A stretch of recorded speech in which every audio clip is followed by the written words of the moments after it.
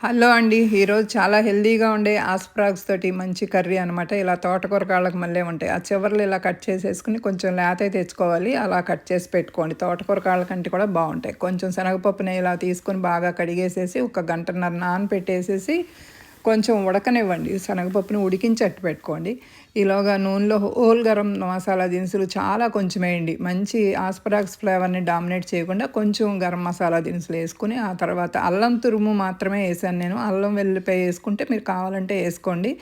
ఇలా పచ్చిమిరపకాయలు మీ రుచిని బట్టి వేసుకొని కొంచెం ఏగిపోయిన తర్వాత అప్పుడు ఈ ఆస్ప్రాగ్స్ ముక్కలు కూడా కట్ చేసి వేసుకోండి. సేమ్ తోటకూర కాళ్ళకి మళ్ళీ ఉంటాయి. ఇంకా రుచిగా ఉంటది. తర్వాత దీనిలో ఎన్నో పోషకాలు ఉన్నాయి. మినరల్సు, తర్వాత విటమిన్స్, చాలా ఫైబర్ అన్నీ ఉంటాయి. ఉప్పు, కారం, పసుపు ఇవన్నీ ముందేయకుండా తర్వాతేయండి. అప్పుడే కూడా అవి ఆస్పరాగ్స్ తొందరగా ఉడుకుతాయన్నమాట. లేతవైతే ఇంకా బావుంటది. ఇలా నీరొచ్చేస్తది. అదే నీరుతో ఉడికిపోతది. మనం పైనుంచి నీరేమి ఎయ్యవసరం లేదు. శనగపప్పుని మాత్రం 70% ఉడికిపోయిన తర్వాతే ఏసేసి, శనగపప్పు ఏసిన తర్వాత ఎక్కువ సేపు ఉడకవసరం లేదు.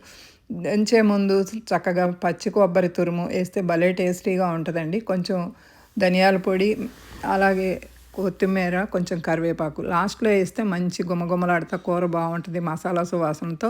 మీరు మసాలా పొడి కావాలంటే ఏసుకోండి గానీ అవసరం ఉండదు. ఎందుకంటే ఆస్పరాగ్స్‌ని డామినేట్ చేయకుండా ఉంటే వాసన చక్కగా ఉంటదనమాట. మంచి నేచురల్ ఫ్లేవర్స్‌తో ఉంటాయి. ఆ మిగిలిపోయిన శనగపప్పు నీరుని కూడా ఏసేసాం. చాలా టేస్టీగా ఉంటుంది.